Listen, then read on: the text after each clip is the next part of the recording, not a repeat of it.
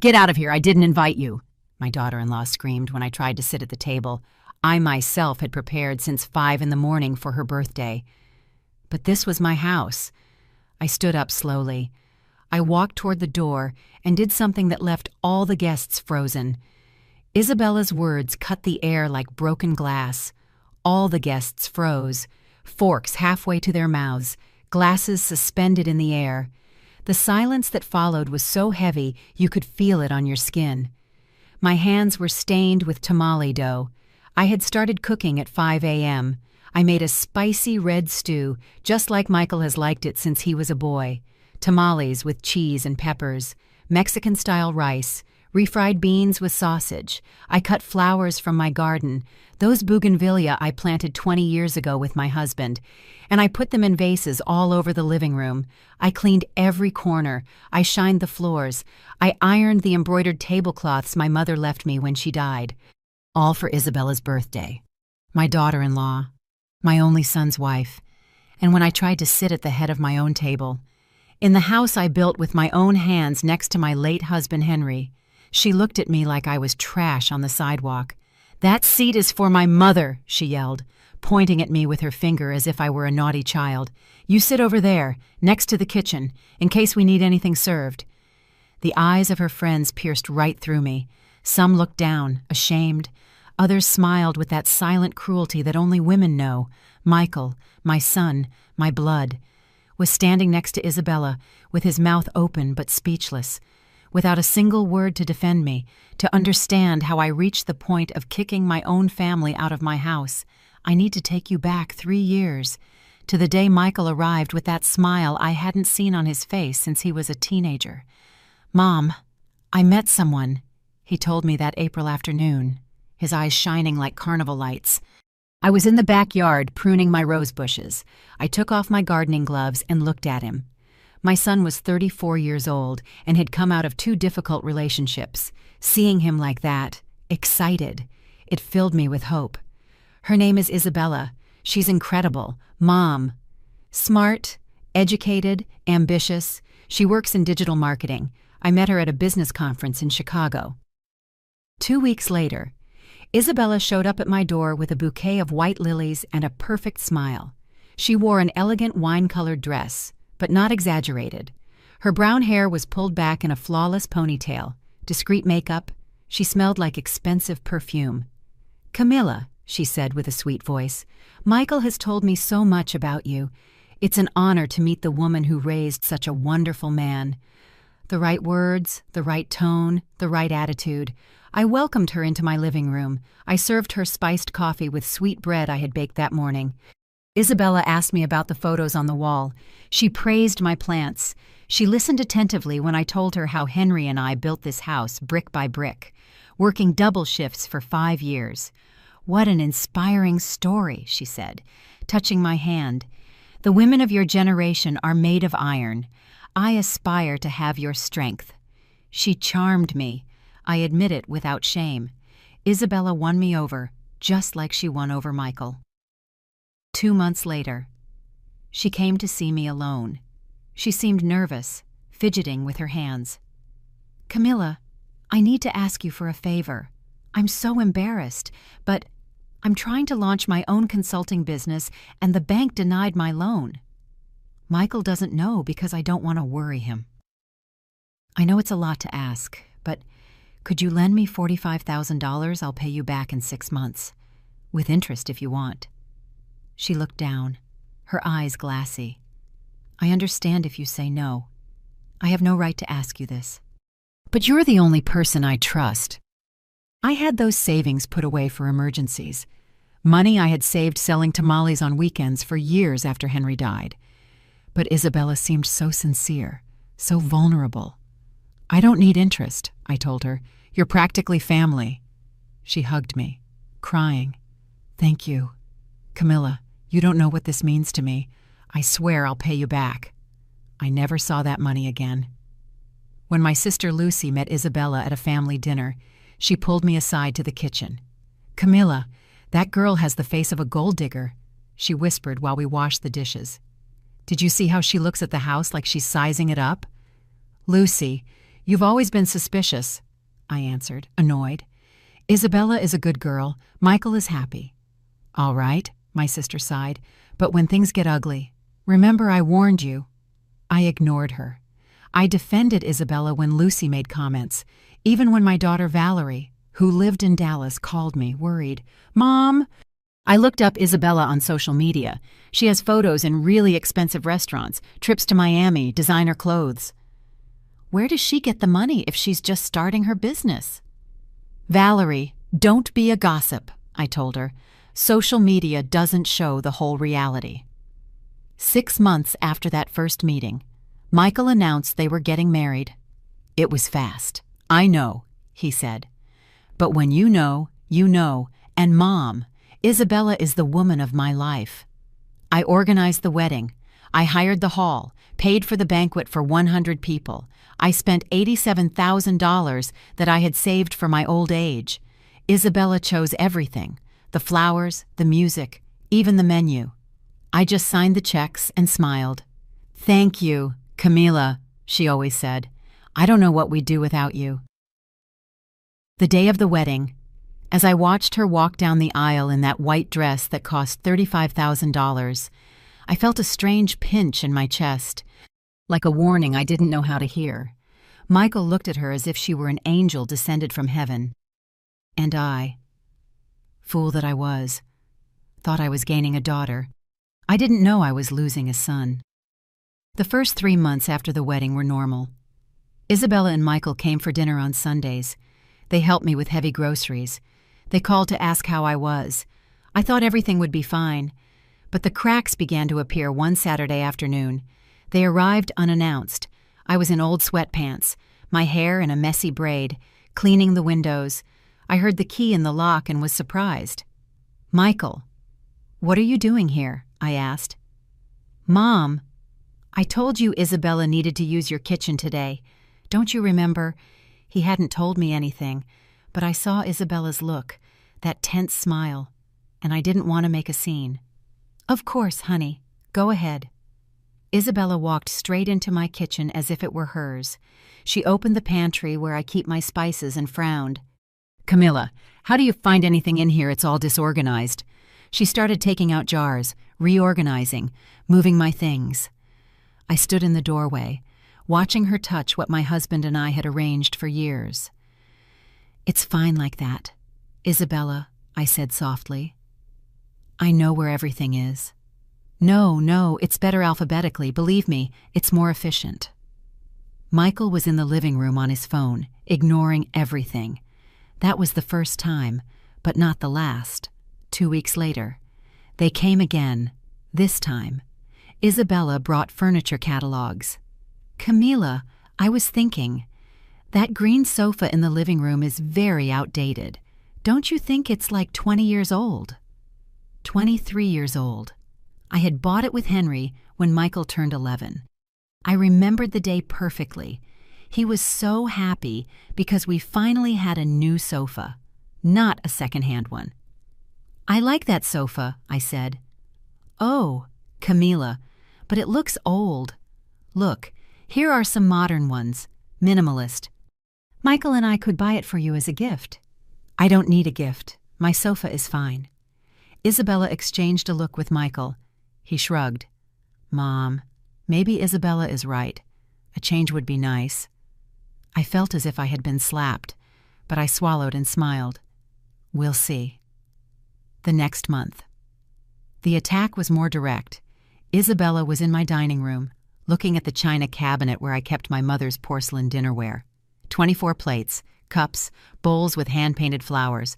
My mother had brought them from her hometown when she got married. It was the only material thing I had left of her. You know what, Camila? This dinnerware is taking up so much space. When was the last time you used it? At Christmas. I lied. The truth was I didn't use it because I was afraid it would break. But it was mine. We could sell it.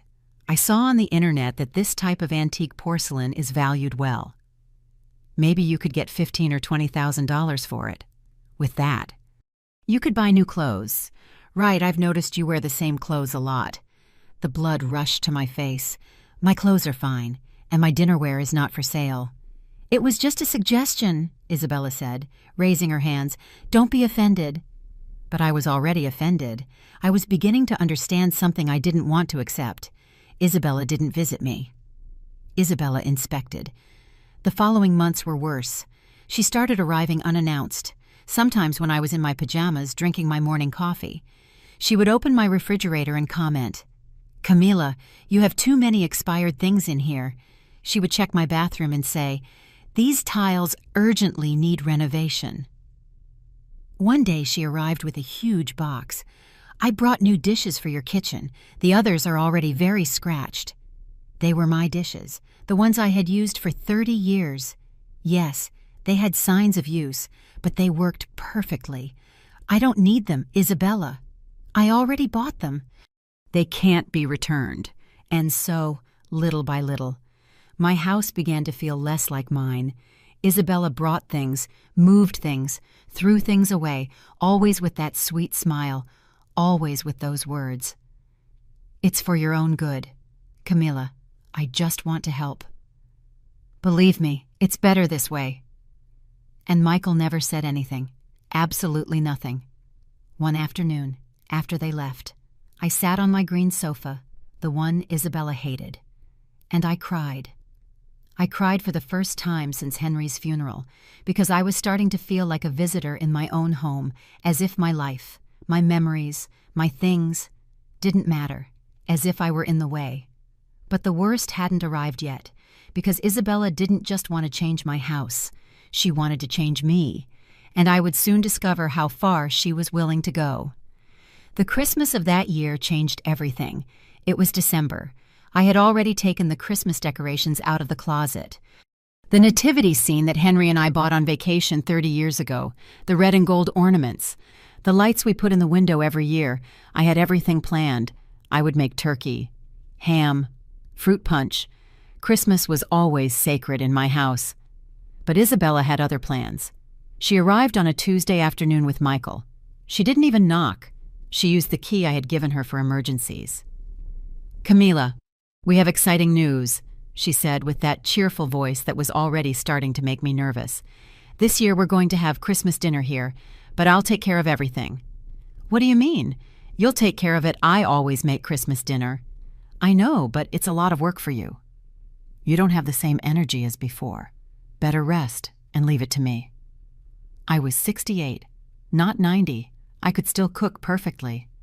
"Isabella, I appreciate the gesture, but it's already decided." "Mom," Michael interrupted. "Isabella invited her family too." "There will be about 20 people. It's too much for you alone." 20 people, her family in my house, on my Christmas. "No one consulted me," I said, feeling my voice break. "We don't need to consult you. Mom, it's our house too now." Those words hit me like punches. Our house. As if Isabella had rights over the place where I had raised my children, where my husband had died in my arms, where every corner held 40 years of memories. "This is my house. Michael," I said firmly. He sighed, annoyed. "Mom, don't start. Isabella just wants to help." Don't start. As if I were a child throwing a tantrum. Christmas Eve arrived. Isabella transformed my living room into something unrecognizable. She removed my nativity scene and put up a modern silver tree with minimalist ornaments.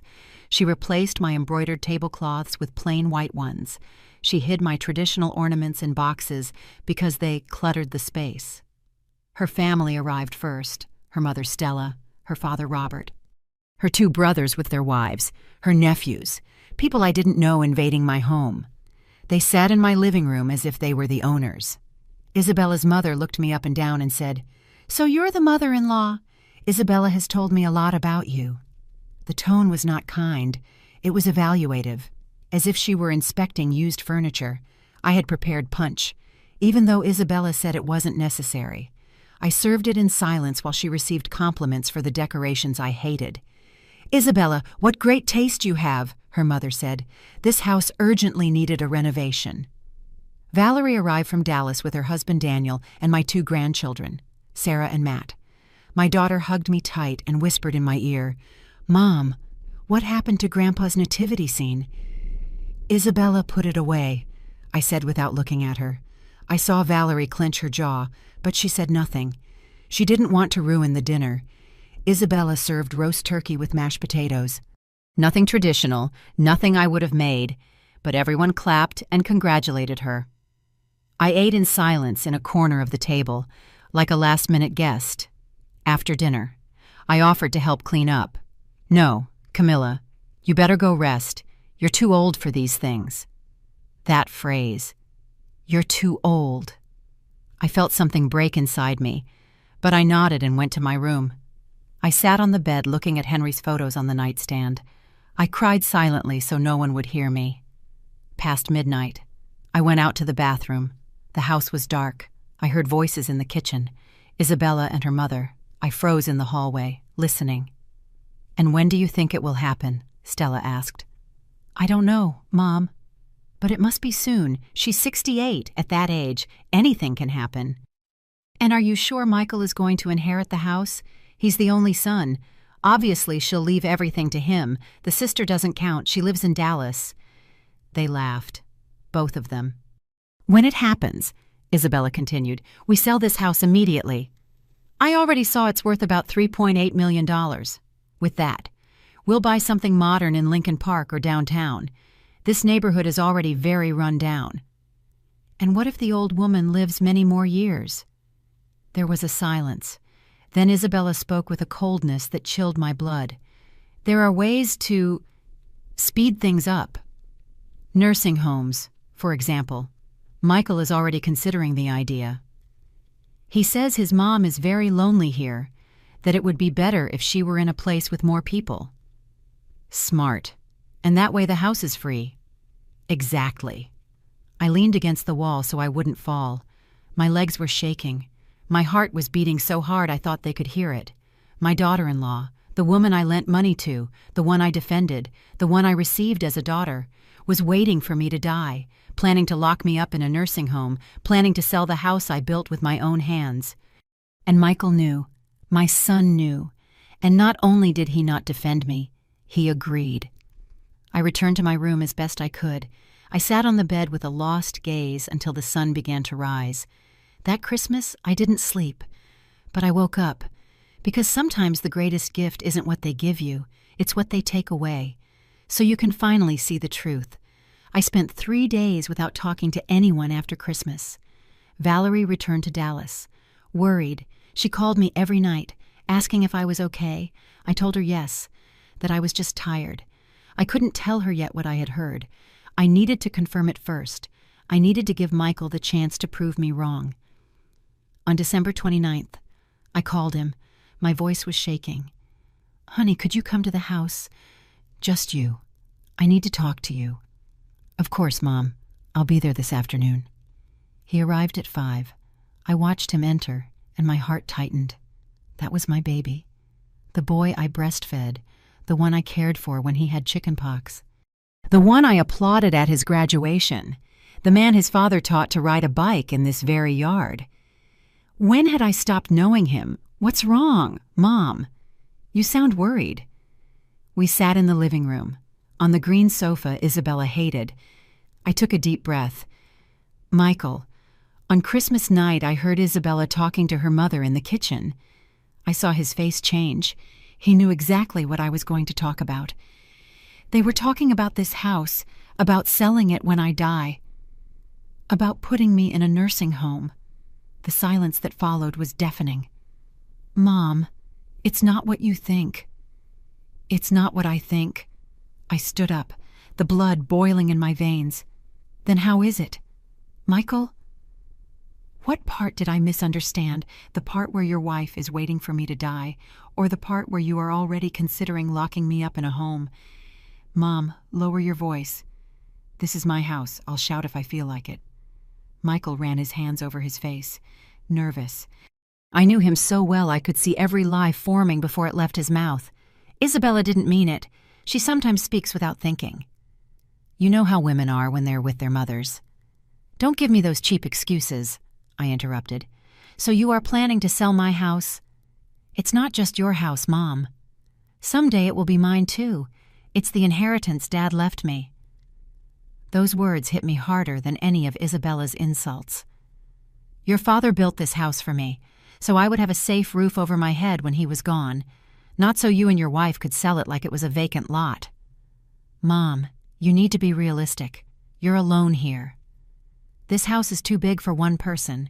There are very nice homes where you'd have company, with activities, with people your age.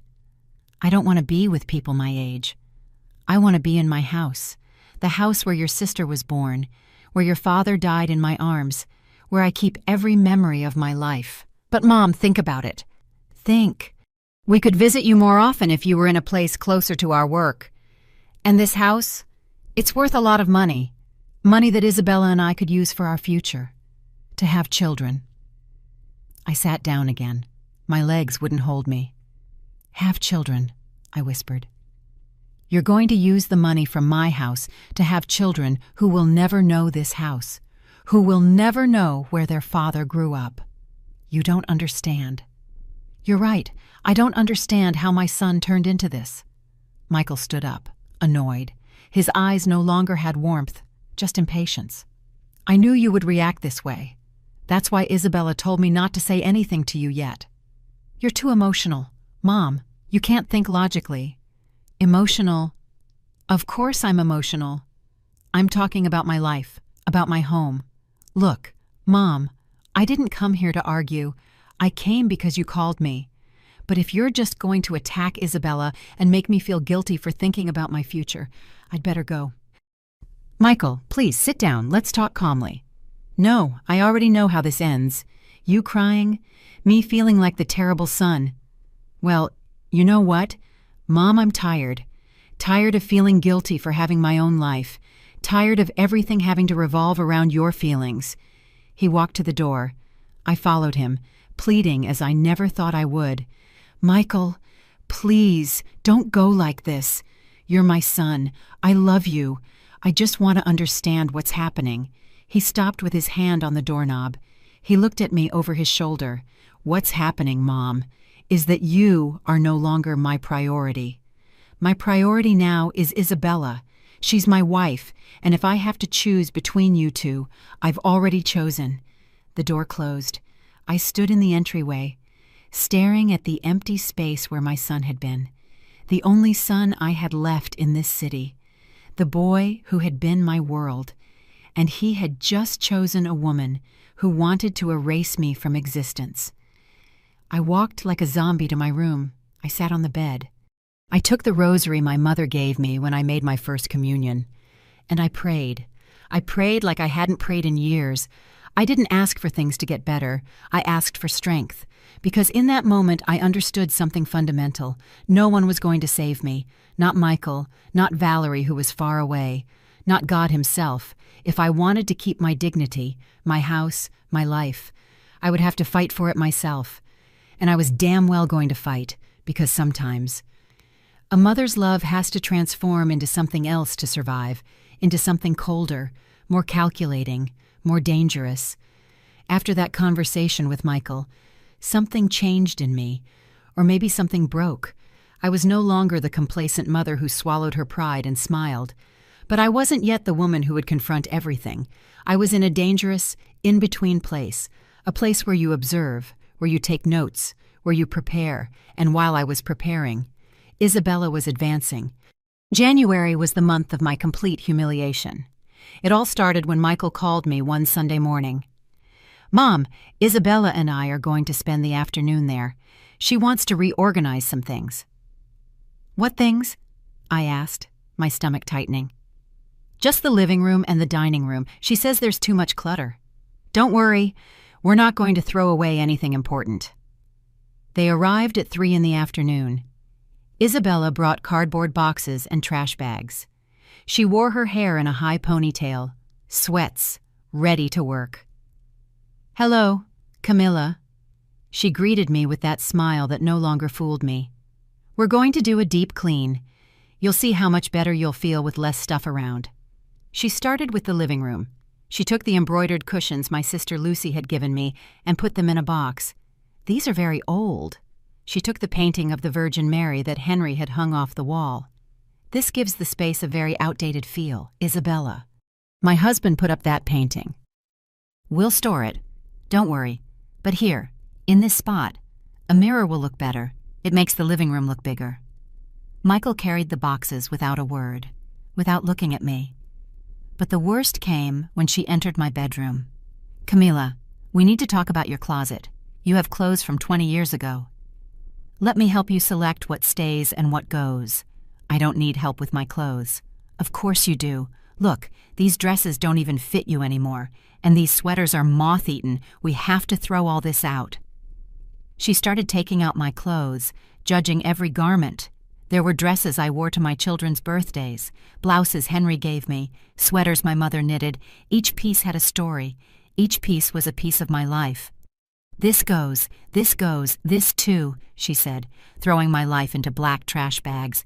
Stop, I shouted. You're not throwing away my clothes. Camila, be reasonable. You haven't worn this in years. It's just taking up space. It's my space, my closet, my room. Isabella sighed with that exaggerated patience you use with children or difficult old people.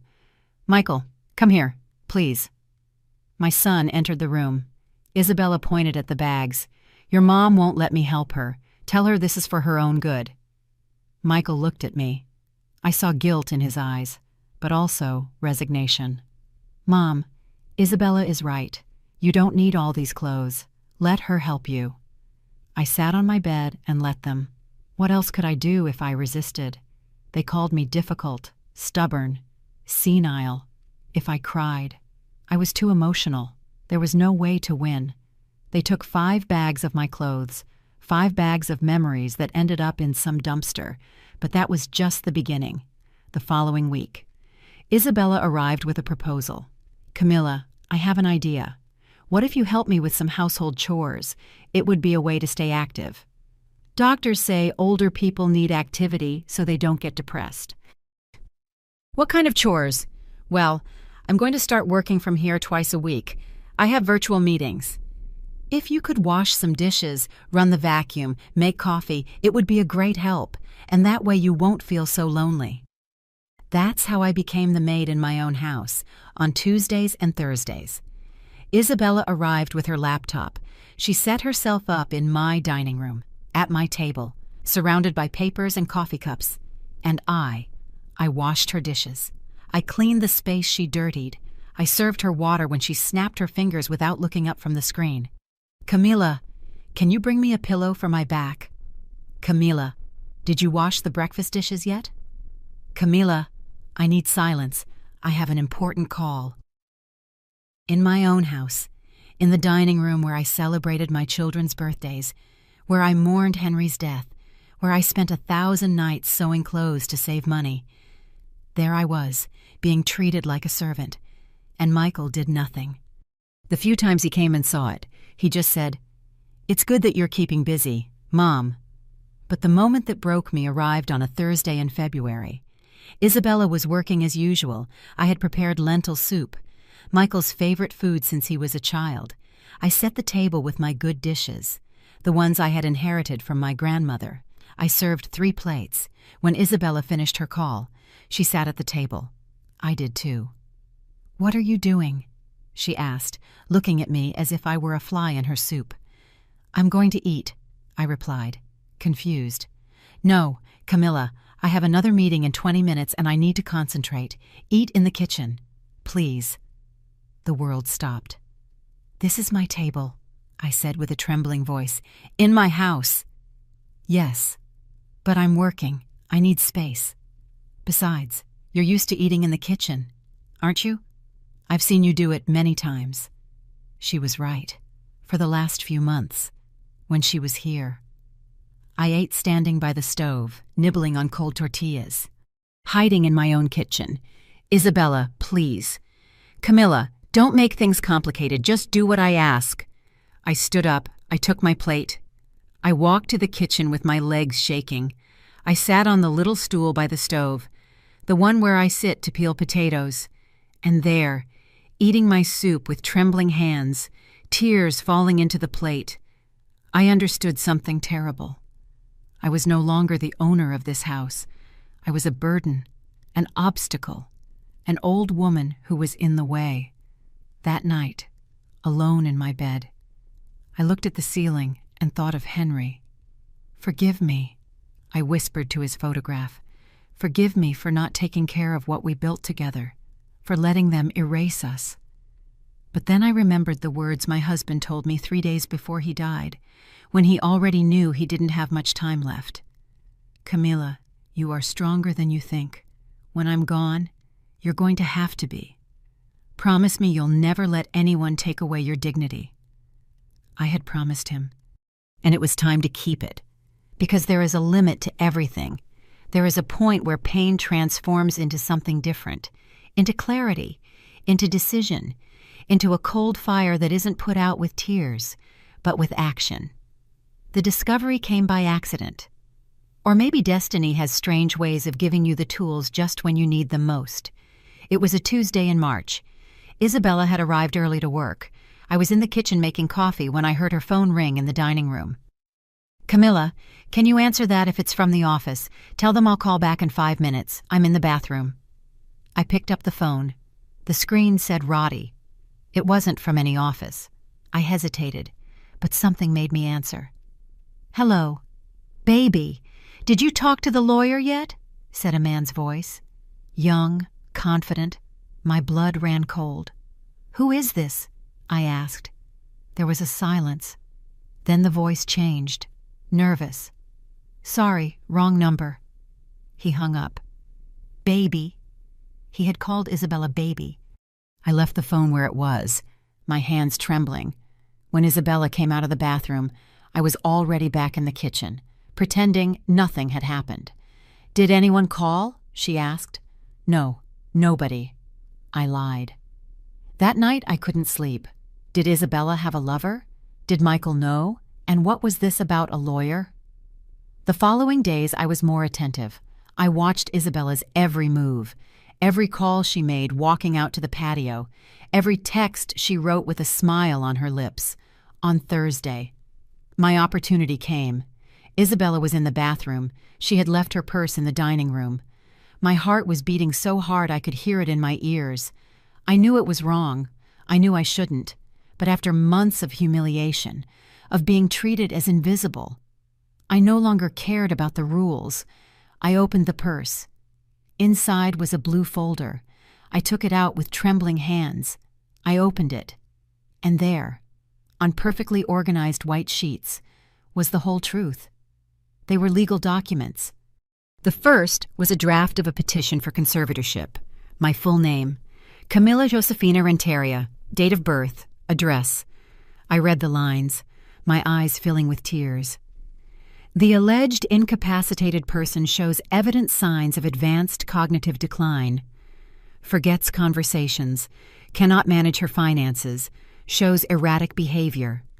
A psychiatric evaluation is requested to determine her legal capacity and appoint a guardian. It was all a lie. Every word was a perfect, legal lie, designed to take everything from me. I kept reviewing. There were more documents, property appraisal, $3 $850,000, quotes from geriatric residences, Memory Lane Villa, $18 $500 monthly, Santa Rita Nursing Home, $15,000 monthly, handwritten calculations on a sheet. If we sell house, $3 $850,000, minus legal fees, $150,000, minus nursing home, 5 years, $100,000. Leaves, $2 $600,000 for us. 5 years. They were giving me 5 years to live. And they had already calculated how much it would cost to keep me locked up while they waited for me to die. But the worst was in the last pages. Drafts of WhatsApp messages, printed out, as evidence or backup. "Isabella, I already spoke with the lawyer, Roddy. He says the process can take 6 months if she cooperates, maximum 1 year if she resists." "Roddy, and what if Michael changes his mind?" "Isabella, he won't. I already have him convinced it's the best thing for his mom. He's weak. He does what I say." "Roddy, I love you, my queen. When we have the money, we'll go to Florida together like we dreamed." "Isabella, Don't worry. Love, everything is going according to plan. Michael doesn't suspect a thing. He thinks I love him. When they give me the money from the house, I'll file for divorce and we'll leave. He'll be left with his guilt, and we'll have the life we deserve." Tears fell on the papers, staining the ink. My daughter-in-law didn't just want to rob me. She wanted to erase me, and while she locked me in a nursing home to die alone, she planned to run away with her lover, using the money from the house my husband built with his own hands. And Michael, my son, was just a tool, a useful idiot that she manipulated like a puppet. I heard the water in the bathroom turn off. With trembling hands, I took out my old cell phone, the one Isabella said I should change because it doesn't even work anymore. I photographed every page, every document, every message. I put the folder back exactly as it was and closed the purse just as Isabella came out. "Are you okay, Camilla? You look pale."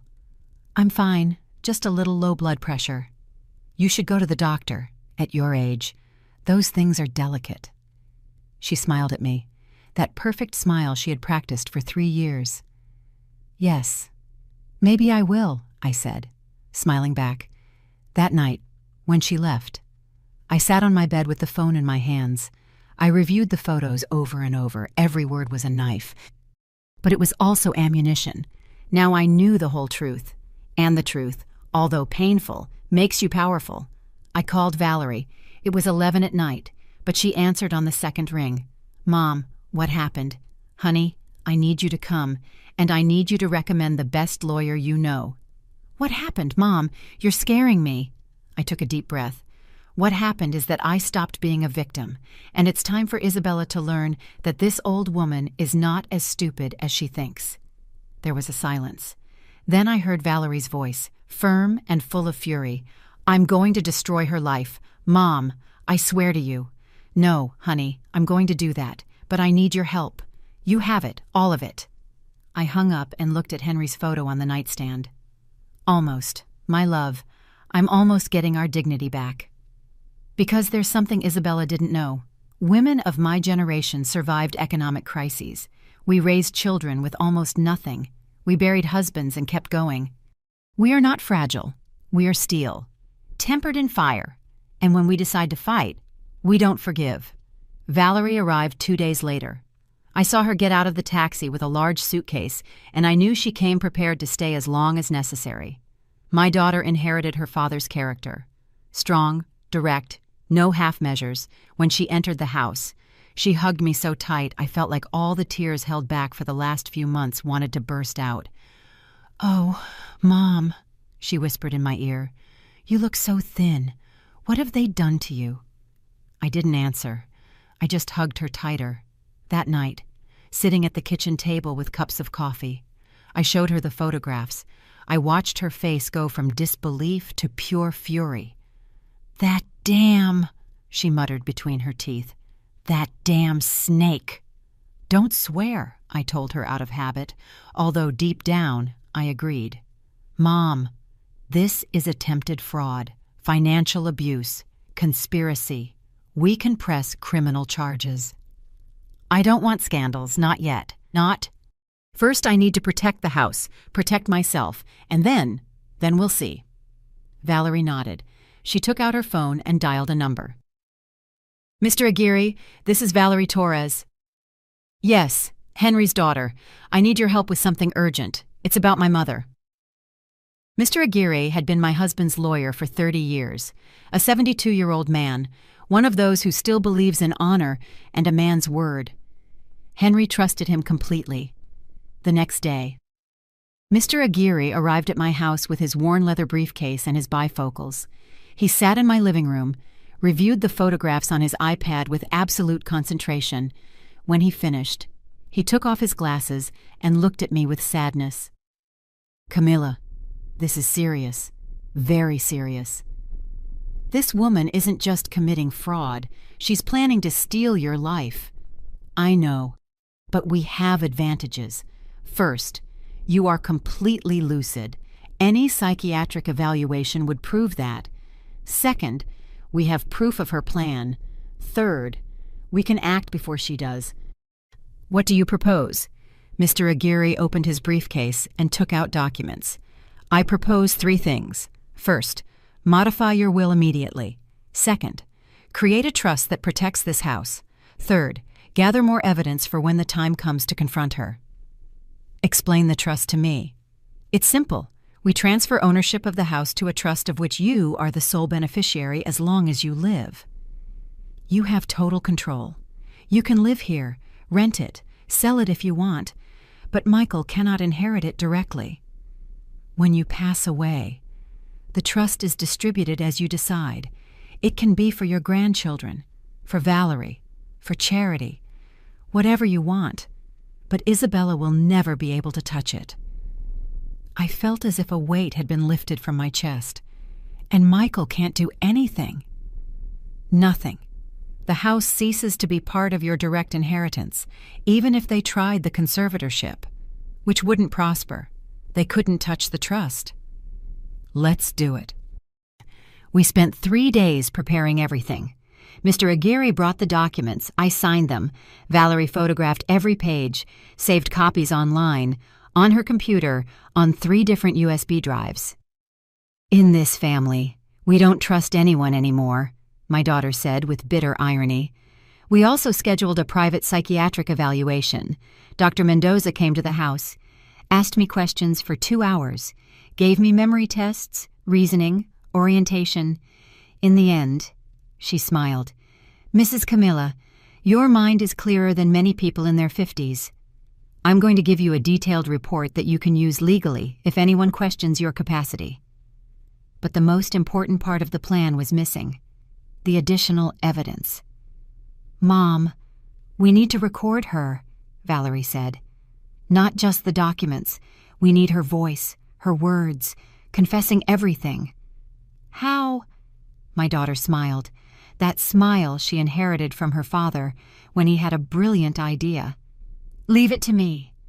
Valerie bought a small recording device, the size of a USB stick. We hid it in a vase in the living room, right where Isabella always sat to work. When she talks on the phone with her lover, we'll record everything, Valerie explained, and when the perfect moment comes, we'll confront her. When will that moment be? Valerie looked at me with determination. When she feels most secure, when she thinks she's already won, that's when predators let their guard down. Over the next 2 weeks, we recorded everything. Every conversation Isabella had with Roddy, every derogatory comment about me when she thought I wasn't listening, every cruel laugh. Almost, my love. The lawyer says in 2 months we can file the petition. And what if the old woman resists? It doesn't matter. I have Michael eating out of my hand. He'll sign whatever I put in front of him. We also discovered more things. Isabella had taken out credit cards in Michael's name without him knowing. She owed $230,000. And she had forged my son's signature on documents. She wasn't just a manipulator. She was a criminal. One afternoon, while Isabella worked in my dining room, Valerie and I were in the kitchen listening to the live recording on her phone. We heard her talking to Roddy. I'm tired of pretending, my love, tired of smiling at the old woman, of putting up with Michael. But it's worth it. Almost $4 million is worth any sacrifice. Valerie squeezed my hand. I squeezed hers back. Soon. Mom, she whispered. Very soon. That night, after Isabella left, I sat with Valerie and Mr. Aguirre. On the table were all the documents, the signed trust, the modified will, the recordings, the photographs, the psychiatric report, the fraudulent credit card statements. Everything is ready, said Mr. Aguirre. Now all we need is the moment. What moment? I asked. Valerie smiled, a smile that gave me chills and hope at the same time. Your birthday, Mom. April 15th, 3 weeks away. Weeks. We're going to organize a dinner. We'll invite Michael, Isabella, Aunt Lucy, some neighbors, and there, in front of everyone, we're going to reveal who your daughter-in-law really is. Isn't that too cruel? Cruel. Valerie leaned toward me. Mom, she planned to lock you in a nursing home and steal the house Dad built. Cruel doesn't even begin to cover it. This is justice. Mr. Aguirre cleared his throat. Camila, We can also do it privately if you prefer. Less drama, less pain. I thought about all the moments of humiliation, about eating in the kitchen of my own house, about seeing my memories thrown in the trash, about hearing my son say I was no longer his priority. No, I said with a firm voice. Let it be public. Let everyone see what she did. Let Michael see who he married. Let Isabella's mother see what kind of daughter she raised. Valerie smiled. Mr. Aguirre nodded.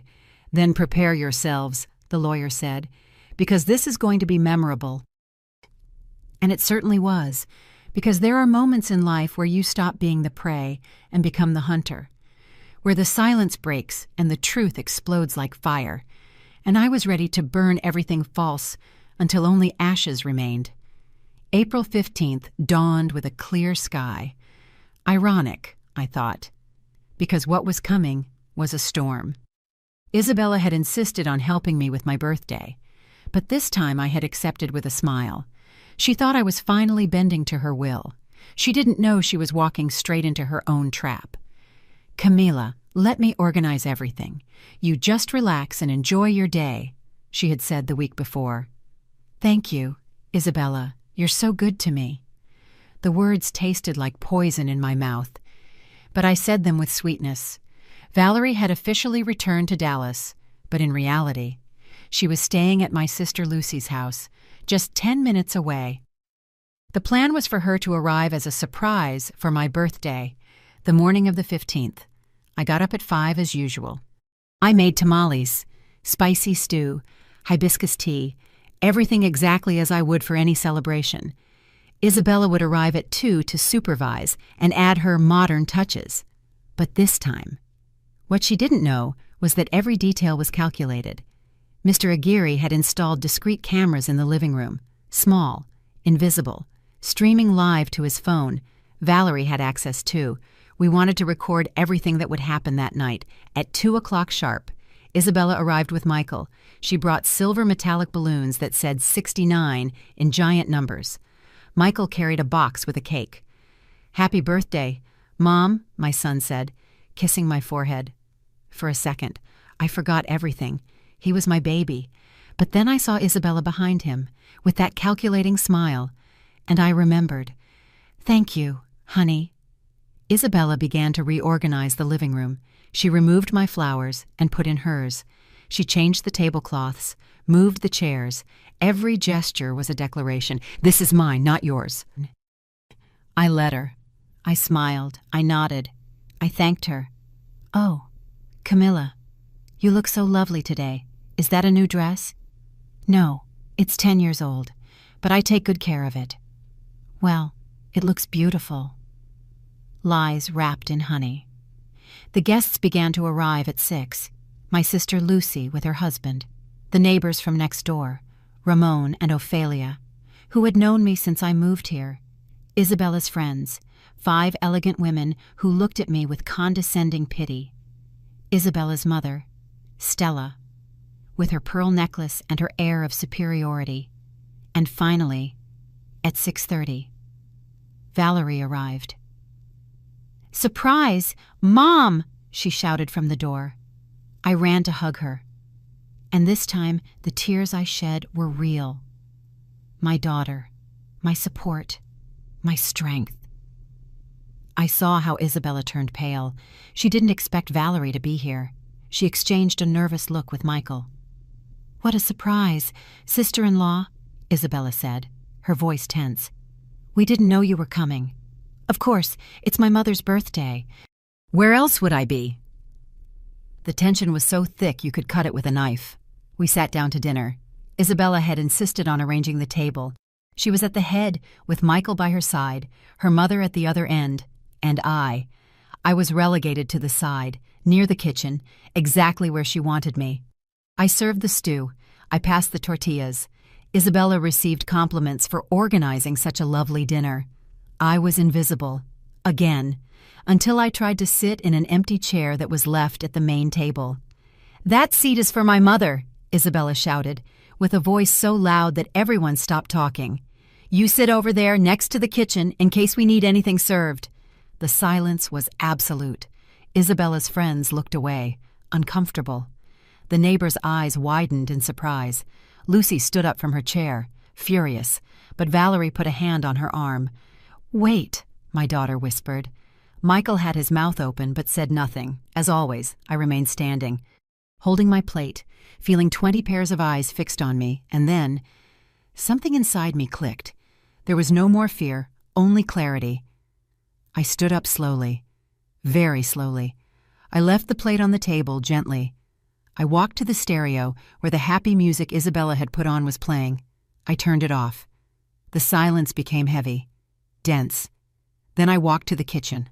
I turned off the gas on the stove. The fire went out with a whisper. The pot stopped bubbling. I returned to the living room. Everyone looked at me as if I had gone crazy. I smiled, a calm, serene smile. "I want to thank you all for coming to celebrate in my house," I said with a clear voice. "Yes, my house, because although my daughter-in-law seems to forget it constantly, this property is in my name. Every brick, every window, every corner of this place I built with my husband Henry 40 years ago." Isabella stood up. "Camilla, what are you doing? We're in the middle of dinner." "Sit down, Isabella," I said firmly. I'm not finished yet." Something in my tone made her obey. She sat down, pale. Valerie got up and brought a laptop. She connected it to the living room television. Mr. Aguirre appeared from the kitchen where he had been waiting silently. "You see," I continued, "I have been very foolish these last few months, very naive. I let myself be treated like a maid in my own home. I let my memories be thrown in the trash. I let them make me feel like a burden." "Mom, what are you talking about?" Michael asked, confused. "I'm talking about this." Valerie pressed a key. On the television screen, the photographs of the documents appeared, the petition for conservatorship, the quotes from nursing homes, the calculations of how much money would be left after locking me up. The murmurs exploded. Isabella's friends covered their mouths. Ramon shook his head, disbelieving. Stella, Isabella's mother, had turned white as paper.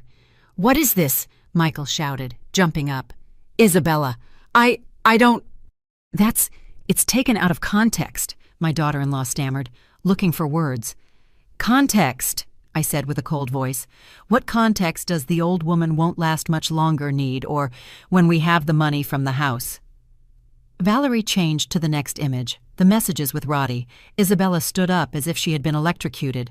"Turn that off. You have no right. I have every right. It's my house, my birthday, and my truth." The messages were projected one after another on the giant screen. Every word was a hammer blow, every sentence a conviction. "Michael is weak. He does what I say. When I have the money, I'll file for divorce. I love you, Roddy. Soon we'll be in Florida." Michael read with his mouth open, his hands shaking, tears running down his face. "No, it can't be," he whispered. "Oh, but there's more," Valerie said with a sharp voice.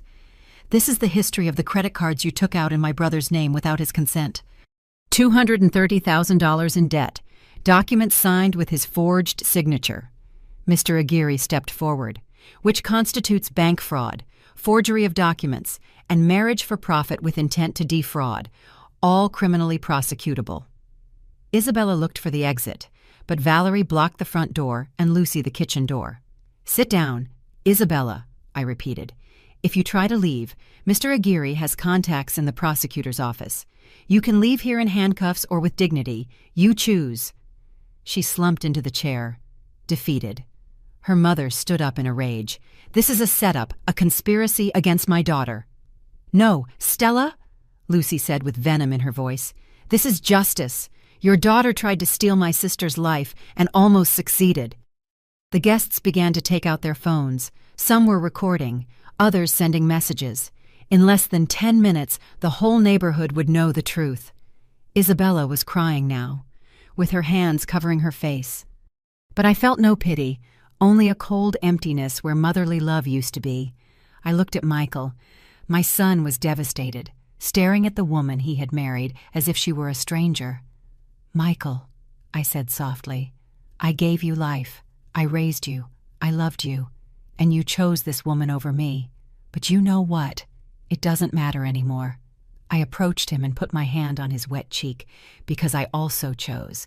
I chose my dignity over your love, and I don't regret it. Revenge, I discovered that night, is not a dish best served cold. It's a mirror you force others to look into, and sometimes the image they see destroys them more than any punishment. Isabella cried with her head in her hands, but I knew they weren't tears of remorse. They were tears of rage, of frustration at being caught. I knew her too well by now.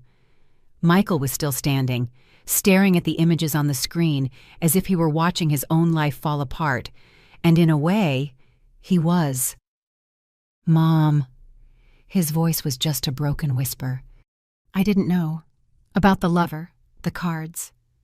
I thought she really cared about you, that the nursing home was for your own good." "For my good," I interrupted, and my voice sounded harsher than I intended. "Michael, your wife calculated how many years I had left to live.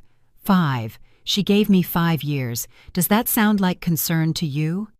He couldn't answer. Valerie changed the image on the screen.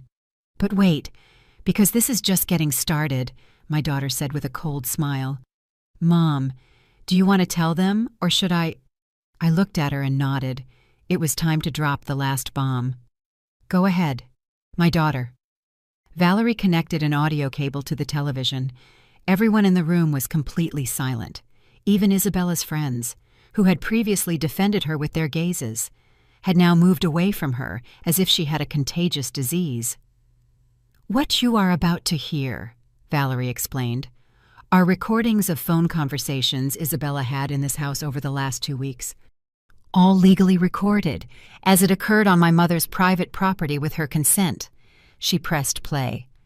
Isabella's voice filled the room, clear, confident, without the sweet tone she used with me. "Almost. My love, the lawyer says in 2 months we can file the conservatorship petition. He knows a psychiatrist who, for $50,000, will sign the report we need," Roddy's voice replied. "And what if the old woman resists? I've heard those processes can take years."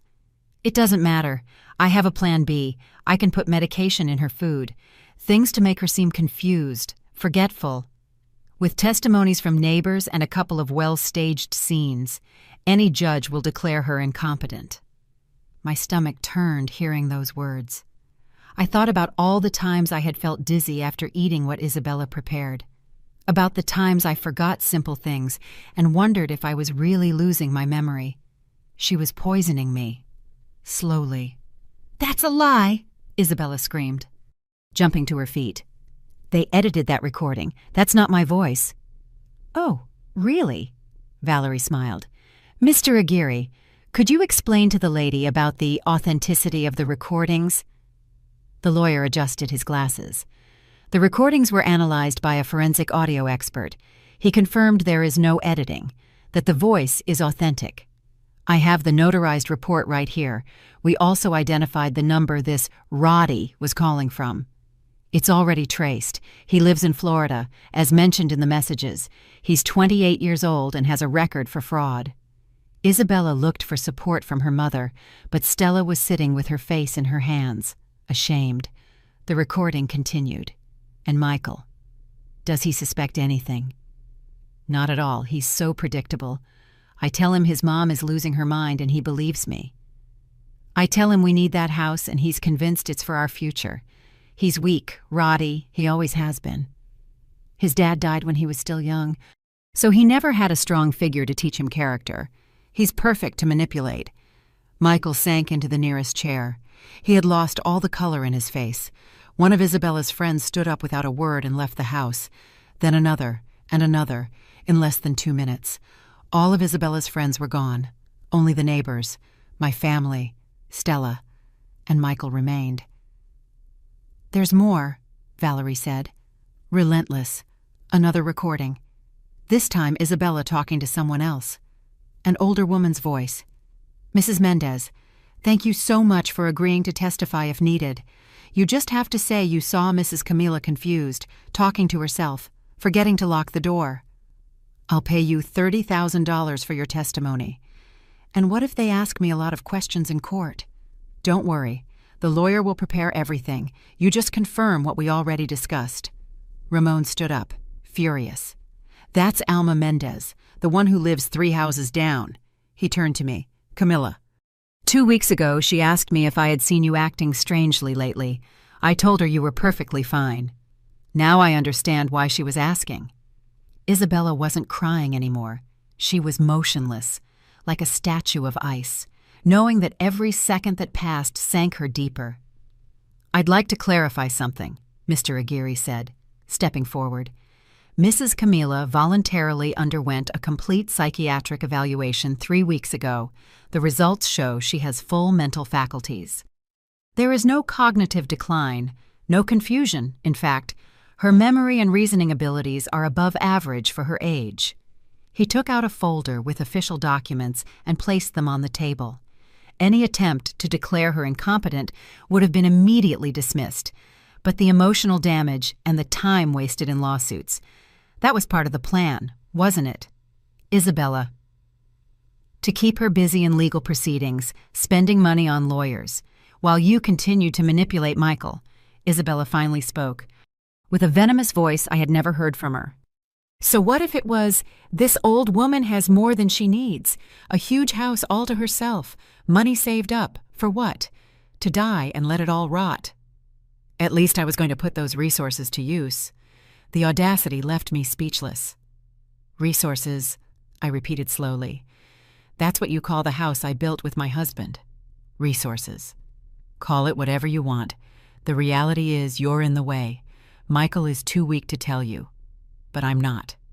You're in the way of your own life, clinging to the past, to memories, to old things that don't matter anymore. I was just trying to free you from that. Free me. I approached her, and for the first time in my life, I felt pure hatred. Free me by locking me in a nursing home, by poisoning me to make me look senile, by stealing the house my husband built with his hands. Your husband is dead, Isabella spat, and you should be too. Mecca. The silence that followed was so deep I could hear my own heart beating. Michael stood up slowly, walked over to Isabella, and for the first time in 3 years, I saw fury in my son's eyes. "Get out of this house," he said, his voice trembling with contained rage. "Now!" "Michael, Now!" he shouted with a strength I had never known he had. "Get out of this house before I call the police myself." Isabella looked at him with pure hatred. Then she looked at me. In her eyes, there was no remorse, only fury at having lost. "This isn't over," she said in a low, threatening voice. Valerie stepped forward. "Oh, yes, Isabella, it ends here, because we have copies of all this in 4 different places. If you try anything against my mother or my brother, this goes to the prosecutor's office in less than an hour, and believe me, with this evidence, you would spend years in prison." Mr. Aguirre added, "I also prepared a restraining order. If you come within 200 yards of this property or Mrs. Camila, you go straight to jail. Understood?" Isabella grabbed her purse. Her mother, Stella, followed her in silence, head bowed, before leaving. Isabella turned one last time. "You're going to regret this, old woman. You're going to die alone and forgotten." I smiled, a calm, serene smile. I'd rather die alone and with dignity than surrounded by snakes like you. The door closed behind her, and for the first time in 3 years, I could breathe in my own house, because the greatest victory isn't destroying your enemy. It's reclaiming what they took from you, your voice, your space, your power. And I had just reclaimed all 3. When the door closed behind Isabella, the house fell into a heavy silence. The neighbors said goodbye in low voices, with sincere hugs and looks of support. Ramon squeezed my hand before leaving. "Camilla, if you need anything, we're 3 houses away." "Thank you, Ramon." Lucy came over and hugged me tight. "Sister, I'm so proud of you. Henry would be proud." I nodded, unable to speak. If I spoke, I would cry, and I didn't want to cry yet. When everyone left, only Valerie, Mr. Aguirre, Michael, and I remained. My son was sitting on the green sofa that Isabella hated so much, with his head in his hands. His body was shaking. I don't know if from rage, shame, or pain. Probably all three. Valerie sat next to him. She put a hand on his shoulder. "Michael." "No," he said in a broken voice. "Don't say anything. There's nothing to say." "There's a lot to say," my daughter replied firmly, but without cruelty. "It can wait." Mr. Aguirre cleared his throat. "Camilla, Michael, we need to talk about the legal aspects, the divorce, the debts, the restraining order." "Mr. Aguirre," I said softly, "could you come back tomorrow? I think tonight we need to process everything first." The lawyer nodded with understanding. "Of course, I'll leave you as a family view. Call me if you need anything." He approached and kissed my forehead as my father used to do. "You did the right thing, Camilla. Henry would be very proud." When he left, the three of us remained. My real family. Broken, but real. Michael finally lifted his head. His eyes were red, swollen. He looked like he had aged 10 years in one night. "Mom, His voice broke. "I don't even know where to begin." I sat across from him. Valerie moved to the armchair, giving us space. "Start at the beginning," I said softly. "I'm sorry." Tears ran freely down his face. "I'm so sorry. I was a coward, an idiot." "An idiot," I said simply. "You were." He winced as if I had hit him, but I continued.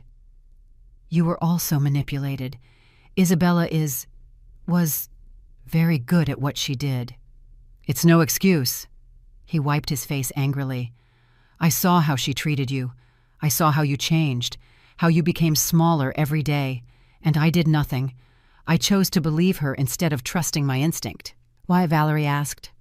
Her voice wasn't accusing, just genuinely curious. "Why did you choose to believe her?" Michael took a deep breath, searching for the words. "Because she made me feel important. After Dad died, I felt lost, like I had to be the man of the house, but I didn't know how. Isabella came and made me feel strong, capable, like I could be someone. And when she told me Mom was being difficult, that she needed help, that I was doing the right thing, I wanted to believe her, because the alternative was to accept that I was failing everyone." "Michael," I said, feeling my heart break, "your father never expected you to be the man of the house. He just expected you to be a good person." He collapsed, completely. He fell to his knees in front of me, sobbing like when he was a child and got hurt playing. "Forgive me, Mom. Please, forgive me. I let her humiliate you. I let her plan to lock you up. I let her make you feel invisible in your own house. How can you even look at me?" I hugged him. Not because everything was okay, not because the pain disappeared, but because he was my son. And despite everything, he was still my son. "Michael, I'm not going to lie to you. It hurt. It hurt more than I can explain. To feel that my own son had abandoned me. I know, and I can never make up for it." I took his face in my hands, forcing him to look at me. "I don't expect you to make up for it, but I do expect you to learn that you never again allow anyone, to make you betray the people you love. I promise you." His hands trembled, holding mine. "I swear on Dad's memory that it will never happen again." Valerie joined the hug. The three of us cried together, releasing years of pain, betrayal, and silence after a long time. We separated. Valerie brought tissues. We wiped our faces as best we could. "Michael, Mr. Aguirre explained to me that you have debts of $230,000 from the cards Isabella took out in your name." He nodded miserably. "I'm going to help you. I continued. I'm not going to pay all of it, because you need to learn responsibility. But I'll pay half if you pay the other half by working a second job or whatever is necessary. Understood. Mom, you don't have to. Yes, I do, because you're my son, and I'm not going to let one bad decision ruin your life. But I'm not going to solve everything for you either. Thank you. His voice was just a whisper. I don't deserve your help. Probably not, I said with a small smile. But that's a mother's love, unconditional and irrational. Valerie served us coffee. We sat at the kitchen table, where so many important conversations had happened over the years. So, what's next? My daughter asked. Michael needs to get divorced as soon as possible, I said. Mr. Aguirre can handle that. Isabella will want money, I'm sure. Let her try, Valerie growled. With all the evidence we have, she won't see a dime. I don't want to see her ever again, Michael said firmly. I don't want her money back. I don't want explanations. I don't want anything. I just want her to disappear from my life. She will, I assured him. The restraining order takes care of that. We were silent for a few minutes, processing everything. Finally, Michael spoke. Mom, I know I can't live here again. Not after everything. But can I visit you? Can we try to rebuild this? I looked him in the eyes. I saw genuine remorse. I saw my son, not the manipulated man he had been. Yes, I said, slowly, with time. But yes. He wiped his tears again. I don't deserve you. Maybe not, but you have me anyway. Because forgiving doesn't mean forgetting. It means choosing love over resentment, family over pride. But that forgiveness has conditions. It has limits. And this time, I will set those limits very clearly. The next morning came with a strange clarity. I slept deeply for the first time in months when I woke up. Valerie was already in the kitchen making coffee. Good morning, Mom. How do you feel? Free, I answered honestly. For the first time in 3 years, I feel free. We ate breakfast peacefully. Scrambled eggs, refried beans, hot tortillas, simple food that tasted like heaven after so much time eating with my stomach clenched with anxiety. At 10, Mr. Aguirre arrived with a briefcase full of documents. Michael came half an hour later, with deep dark circles under his eyes but a determined look. We sat in the living room. The lawyer spread the papers on the coffee table. All right, let's do this in parts. First, the divorce.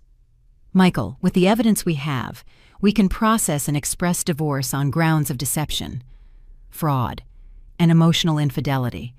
You don't need to give her anything. How long will it take? Michael asked. With a cooperative judge and the evidence we have, 3 months maximum. Isabella can fight, but she'll lose. Her lawyers will know that and advise her to sign. Perfect. Second, Mr. Aguirre continued, the credit cards. We have proof of signature forgery. Michael can press criminal charges and the banks will cancel the debts. However, I asked, if Michael presses criminal charges, Isabella will go to prison, probably 3 to 5 years. Silence filled the room. I looked at my son. He was staring at his hands. Do I want her to go to prison? He muttered, more to himself than to us. Part of me does. Part of me wants to see her suffer like she made me suffer, like she made Mom suffer. Michael, I said softly, this decision is yours. No one will judge you for what you choose. But Mom, she planned to poison you, lock you in a nursing home, steal your house. Doesn't she deserve to pay for that? I thought carefully before answering. She deserves consequences, yes, but prison. Son, you have to be able to live with your decision. Ask yourself, will sending her to jail give you peace or just more bitterness? Michael closed his eyes. He took several deep breaths. I don't want to be like her, he said finally. I don't want to be cruel, but I also don't want her to get away with it. There's a middle ground, Mr. Aguirre suggested. We can pressure her to sign the divorce on very favorable terms, that she assumes all responsibility for the debts, and that she renounces any future claims. If she complies, we don't press charges. If she doesn't comply or bothers you again, then everything goes to the prosecutor's office." "That," Michael said with relief. "That sounds fair. All right, I'll contact her today." We spent the next 2 hours reviewing documents. The house trust was perfect. My updated will protected my grandchildren. Everything was in order. At 2 in the afternoon, Mr. Aguirre's phone rang. "It's her," he said. He put it on speaker. "Mr. Aguirre." Isabella's voice sounded tired, defeated. "Mrs. Isabella, I'm calling on behalf of Michael Torres. We have a proposal." "I'm listening." Mr. Aguirre explained the terms. "Immediate divorce. She assumes all debts, waives any financial compensation, permanent restraining order." "And if I accept," Isabella asked after a long silence, "we won't press criminal charges for fraud, forgery, or attempted dispossession. You have my word." "And the old woman agrees." "Mrs. Camilla," Mr. Aguirre corrected with emphasis, "is here present, and yes, she agrees." Another silence. "I need 48 hours to think about it." "You have 24. After that, the charges go straight to the prosecutor." "That's blackmail." "No, ma'am. It's justice. Your decision." Isabella hung up without saying goodbye. Valerie shook her head. Right to the end without a shred of decency. The next day, at 11 in the morning, Isabella arrived accompanied by a young, nervous lawyer. She didn't enter the house. Mr. Aguirre went out to the street with the documents. From the window, I saw them arguing for 20 minutes. Isabella gesticulated, shouted. Her lawyer seemed to be trying to calm her down. Finally, with trembling hands, she signed. Mr. Aguirre returned with the signed and notarized papers. "It's done. Legally. It's over." Michael took the documents and looked at them as if he couldn't believe they were real. "It's over," he whispered. "It's really over." But I knew something was missing. Isabella had signed, yes, but she hadn't really paid for the emotional damage, for the nights I cried, for the dignity she tried to take from me. "Mr. Aguirre," I said, "can I ask you one last favor?" "Of course, Camilla." "I want you to give something to Isabella." I went up to my room. From the closet, I took out a small box. Inside was $10,000 in cash. I also included a note I had written that morning. I went down and gave the box to Mr. Aguirre. "What is this?" he asked, confused. "Give this to Isabella. Tell her it's so she can't say I left her on the street, that it's more than she deserves, but less than what it will cost her to live with her conscience." Mr. Aguirre smiled, a smile of pure admiration. "You are incredible, Camilla." He went out and gave her the box. I saw Isabella's face from the window. She opened the box, read the note. Her face crumpled, not in sadness, in impotent rage, because I had given her money. I had shown her mercy. And that was worse than any revenge. It proved to her that I was a better person than she was, that I had won not by being cruel, but by maintaining my dignity until the end. Isabella took the box and left without looking back. I never saw her again, because the real victory isn't in destroying your enemy. It's in proving that their evil didn't change you, that you remained who you were despite the poison, and that, in the end, light always wins over darkness. The first few days after Isabella left were strange. The house felt different, as if it had been exorcised. Valerie stayed for 2 more weeks before returning to Dallas. "Mom, are you sure you'll be okay alone?" she asked the morning of her departure. "More than okay, honey, for the first time in years. This house feels like mine again." I hugged her at the door, watching her get into the taxi when she left. I closed the door and stood in the entryway. Silence, peace, mine. I walked through every room, reclaiming my space. I took out the painting of the Virgin Mary that Isabella had stored and hung it back up in the living room. I returned my embroidered cushions to the sofa. I put the photos of Henry and the children in every corner. The house was breathing again. Michael didn't show up for a week. I understood he needed time to process, to heal. When he finally called, his voice sounded different, more mature. "Mom, Can I come by tomorrow? Just to visit. I won't stay long. I need to see you. Of course, honey. He arrived the next day with a bouquet of white carnations, my favorites. Not expensive red roses, not flashy arrangements, simple white carnations that reminded me of the ones Henry used to bring me every Friday. I didn't know what to bring, he said shyly at the door. They're perfect. I made coffee and sweetbread. We sat in the kitchen, not the living room, the place where important conversations had always happened. Mom, I moved into a small apartment downtown. It's different, but it's mine. No memories of her. I'm glad, son. I also started therapy, twice a week. The therapist says I have codependency issues and... He laughed bitterly. Low self-esteem. Imagine that. 37 years old and I'm just discovering I don't know who I am without someone telling me what to do. Michael, we all have things to work on. The important thing is that you're doing it. Can I ask you something? Anything?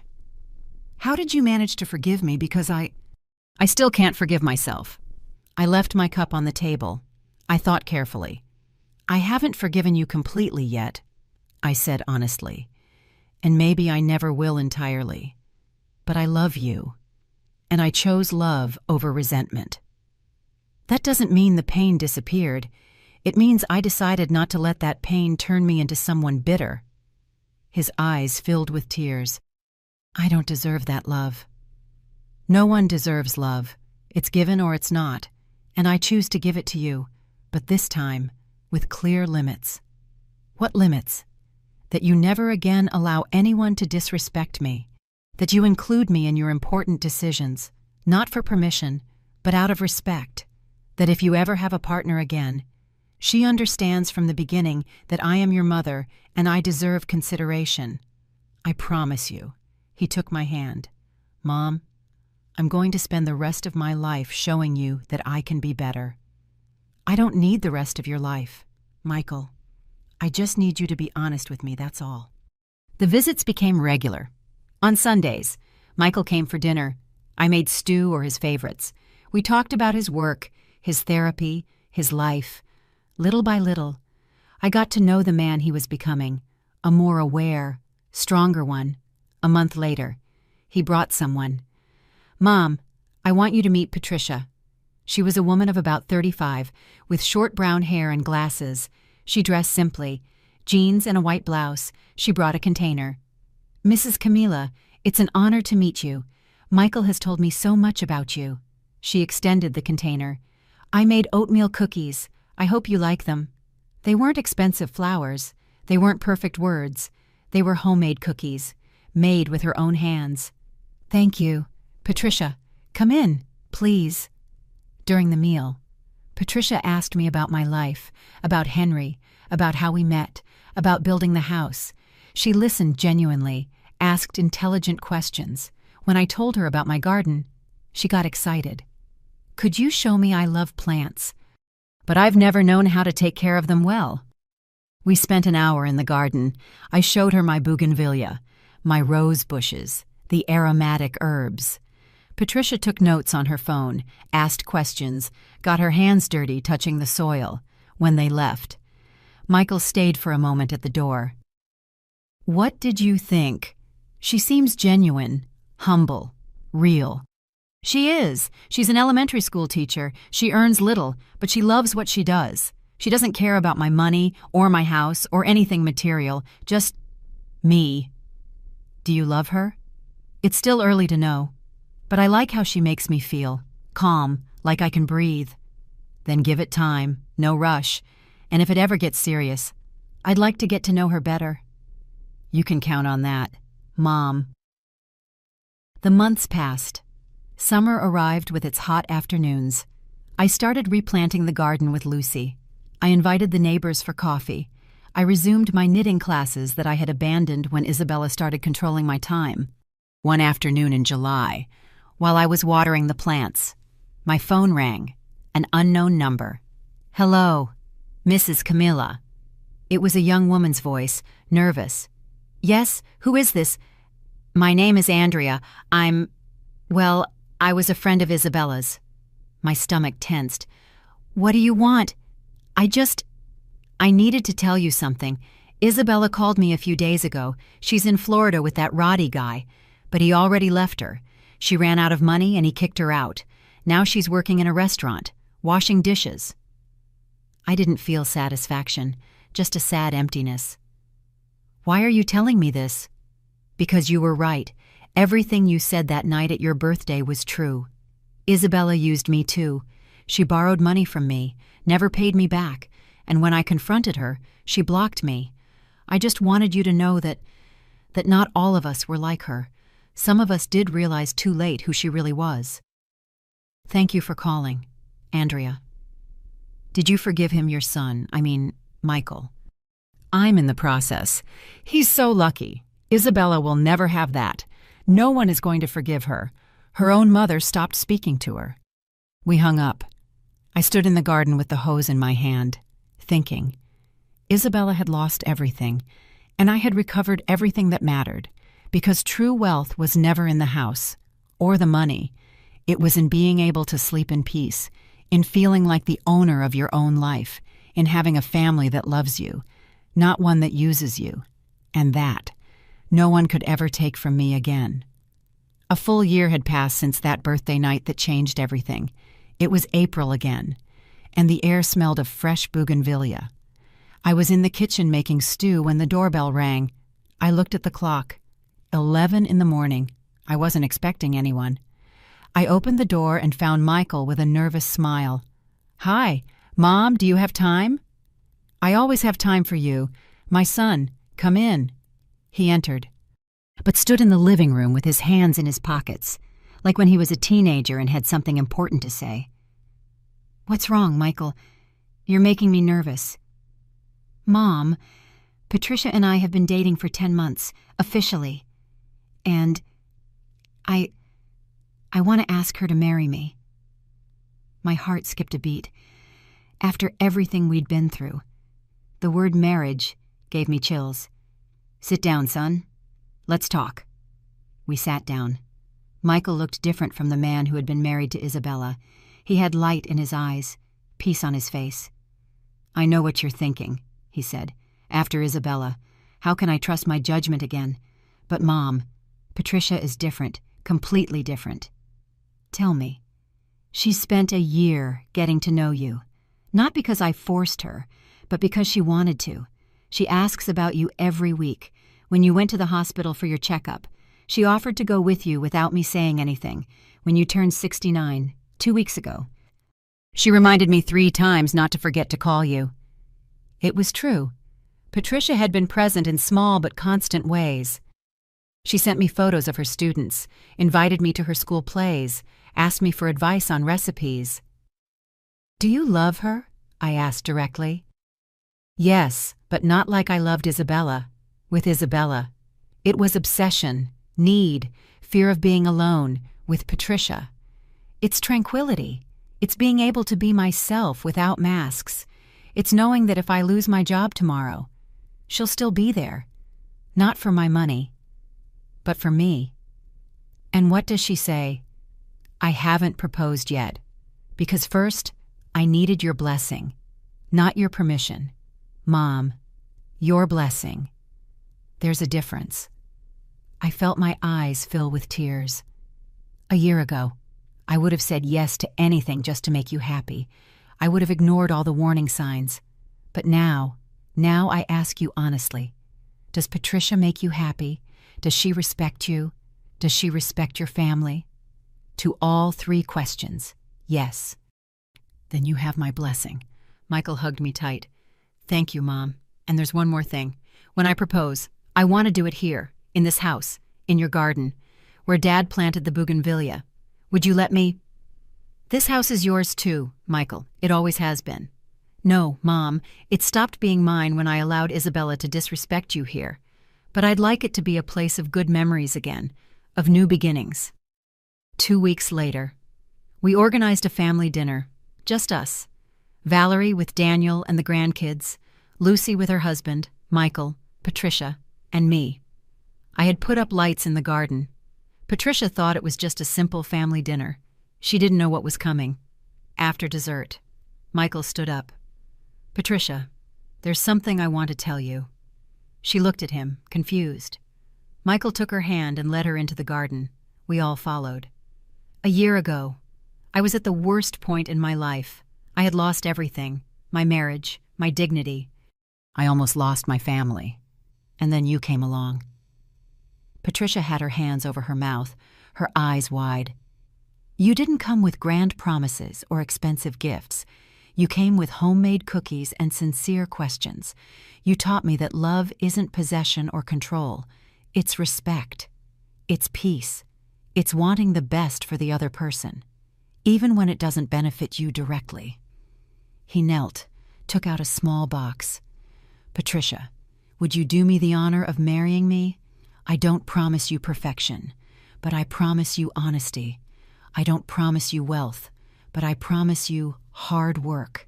And I promise that my family, especially my mother, will always have the place she deserves in our life." Patricia was crying. I was crying. Valerie was crying. Even my grandkids were emotional. "Yes," Patricia whispered. "1,000 times, yes." They kissed under the bougainvillea that Henry had planted 40 years ago. And in that moment, I felt the circle close, that the house was once again a place of love, not pain, afterwards, when everyone was celebrating inside. Patricia approached me. "Mrs. Camilla, I know you've suffered a lot. Michael told me everything, and I want you to know that I will never, ever disrespect you. You built this family. I'm just asking for permission to be a part of it." I hugged her tight. "You don't need permission, honey. You're already part of it." That night, when everyone had gone, I stayed alone in the garden. I looked at the stars and spoke to Henry as I sometimes did. "We did it, old man. They almost beat us, but in the end, we won. The house is still standing. Michael learned, and this time, he'll choose well."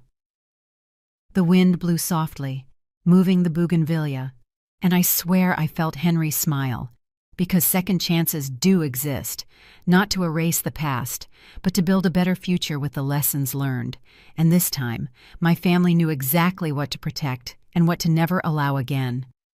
2 years after that night that changed everything, I find myself sitting in my garden watching my grandchildren play among the bougainvillea. Sarah is 11 now. Matt is 9. They run, chasing butterflies. While Patricia teaches them the names of the plants, Michael is inside making lemonade. I can hear his laugh from here, genuine and light, so different from that broken man who cried in my arms 2 years ago. Patricia turned out to be exactly who she seemed, authentic, kind, real. They got married a year ago in a simple ceremony in the garden of this house. Nothing flashy, just close family and true friends. She wore a simple white dress that cost $4,500. She didn't care.